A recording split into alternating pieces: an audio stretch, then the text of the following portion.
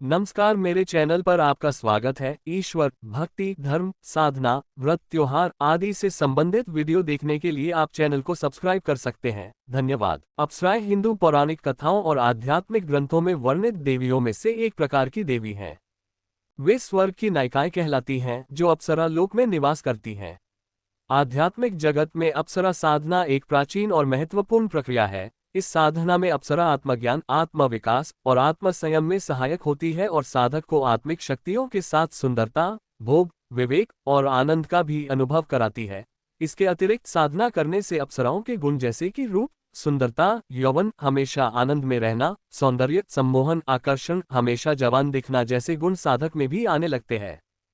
हिंदू पौराणिक कथाओं के अनुसार अप्सराएं विभिन्न श्रेणियों की कई शक्तिशाली गुणों और विशेषताओं से संपन्न होती हैं, जैसे कि एक अप्सराएं आमतौर पर मानव आकार में अत्यधिक सुंदर और आकर्षक, अत्यंत प्रभावी, मोहित करने वाली होती हैं। वो अपने आकर्षण और सौंदर्य को बढ़ाने के लिए विशेष रूप से विभिन्न प्रकार के वस्त्र पहनती हैं।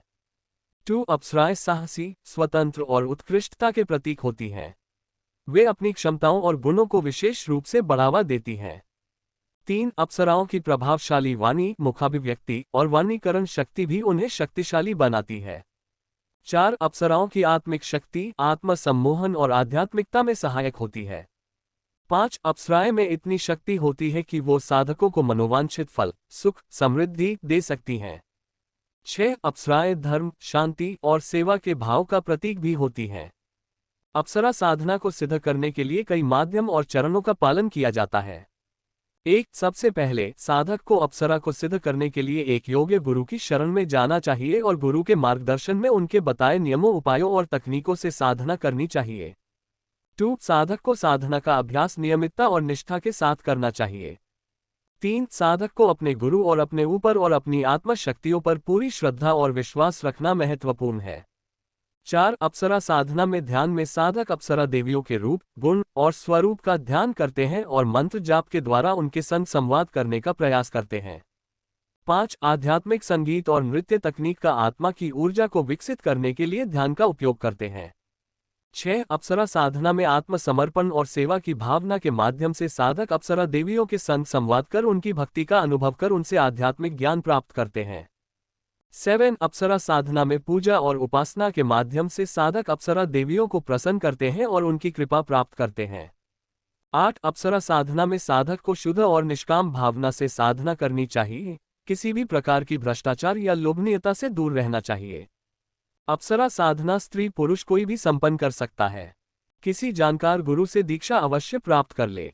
मंत्र जाप के लिए आंखें बंद कर उपांशु जाप का प्रयोग करें। धीरे धीरे साफ उच्चारण के साथ करें और जल्दबाजी न करे। साधना जितने दिन की बताई गई है उतने दिन अवश्य करे, बीच में न छोड़े। स्त्रियों को मासिक धर्म के कारण 3 दिन की छूट होती है। साधना एक निश्चित समय पर ही करे। साधना के दौरान खुशबू और किसी का अपने आस पास होने, बैठने या चलने का एहसास होता है, परंतु कुछ भी हो अपनी आंखें नहीं खोलनी चाहिए। साधना में अप्सराएं परीक्षा भी लेती रहती है। अपनी साधना के प्रति पूर्ण विश्वास होना जरूरी है। साधना के दौरान अपनी कामेच्छा पर नियंत्रण रखे। कहा जाता है कि जब तक अप्सरा द्वारा वचन न दिया जाए तब तक उसकी बातों पर विश्वास न करे। आइए जानते हैं अप्सरा साधना के क्या लाभ होते हैं। स्त्री तथा पुरुष में आकर्षण शक्ति बढ़ जाती है। उम्र का प्रभाव शरीर पर कम होता है, जो सुंदर और आकर्षक दिखने में मदद करता है। पुरुषों में यौन क्षमता बढ़ जाती है। स्त्रियों को भरपूर यौवन की प्राप्ति होती है। हीन भावना दूर हो जाती है। आत्मविश्वास को बढ़ जाता है। शरीर में आनंद, चेतना तथा स्फूर्ति बनी रहती है। कला के क्षेत्र में कार्य करने वालों के लिए ये साधना बहुत ही लाभकारी है। इस साधना से अपनी आत्मा के प्रति आत्म सम्मोहन, आत्म प्रेम और आत्म साक्षात्कार का अनुभव होता है। आत्म विकास और स्थिरता से आत्मिक शक्ति और शांति का अनुभव होता है, जो जीवन में सुख और समृद्धि लाता है। आनंद और भोग का अनुभव होता है। इस साधना से भावनात्मक उत्थान, प्रेम, करुणा और सहानुभूति की भावना बढ़ती है। ये साधना साधक को अपनी शक्तियों और सामर्थ्य को समझने में मदद कर उसे सम्मानजनक जीवन जीने की सामर्थ्य प्रदान करती है। इसके अतिरिक्त और अन्य लाभ भी होते हैं, लेकिन इन सभी लाभों के साथ अप्सरा साधना के कुछ दुष्परिणाम भी होते हैं। जैसे अप्सरा साधना का अत्यधिक अभ्यास आत्मिक अशांति या मानसिक अस्थिरता पैदा कर सकता है। कुछ लोग अप्सरा साधना के प्रभाव में आकर जीवन की अन्य जिम्मेदारियों से भटक सकते हैं, उनके विचार संकुचित हो सकते हैं। अप्सरा साधना के अधिक अभ्यास से सामाजिक संबंधों में असंतुलन, पारिवारिक समस्याएं या कार्यालय में संबंधित समस्याएं भी उत्पन्न हो सकती हैं। अप्सरा साधना के अधिक प्रयास से मनोविकार, उत्सुकता, साधना असफल होने का भय उत्पन्न हो सकता है। कभी कभी असफलता से मनुष्य विक्षिप्त भी हो जाता है। इन दुष्परिणामों का सामना न करने के लिए व्यक्ति को समझदारी से साधना का अभ्यास करना चाहिए और आध्यात्मिक गुरु या आध्यात्मिक संस्थान की मार्गदर्शन में रहना चाहिए, ताकि समय पर वह आपको मदद कर सके।